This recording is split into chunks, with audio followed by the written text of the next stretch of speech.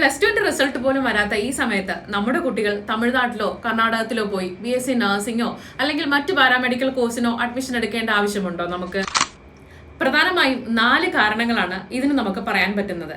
കേരളത്തിൽ medical സീറ്റുകൾക്ക് high കോമ്പറ്റീഷനും limited സീറ്റുമാണ് ഉള്ളത്.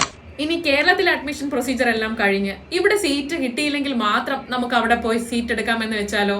അപ്പോഴേക്കും അവിടെയുള്ള അഡ്മിഷൻ പ്രൊസീജിയർ എല്ലാം കഴിഞ്ഞിട്ടുണ്ടാവും. അത് രണ്ടാമത്തെ കാര്യം. മൂന്നാമതായിട്ട് നമുക്ക് പറയാൻ പറ്റുന്ന എന്താന്ന് വെച്ചാൽ, നമ്മൾ ഏർലി സ്റ്റേജിൽ അഡ്മിഷൻ എടുക്കാൻ പോവുകയാണെന്നുണ്ടെങ്കിൽ നമുക്ക് ഫീ കൺസെഷനും പിന്നെ മറ്റ് സ്കോളർഷിപ്പുകളും നേരത്തെ തന്നെ നമുക്ക് ലഭ്യമാകും എന്നുള്ളതാണ് വേറൊരു ഉപയോഗം എന്ന് പറയുന്നത്.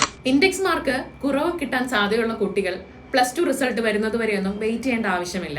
അവർക്ക് മറ്റ് സംസ്ഥാനങ്ങളിൽ നേരത്തെ തന്നെ സീറ്റ് ബുക്ക് ചെയ്യാവുന്നതേ ഉള്ളൂ. ലാസ്റ്റ് മിനിറ്റ് അഡ്മിഷൻ സ്ട്രെസ് ഒഴിവാക്കാവുന്നതുമാണ്. മെഡിക്കൽ ഫീൽഡുമായി ബന്ധപ്പെട്ട എല്ലാ ഹയർ സ്റ്റഡീസിനും നിങ്ങൾക്ക് ഞങ്ങളുമായി ബന്ധപ്പെടാം. Credence education service, Trivandrum, Parippally, Adoor, Alappuzha.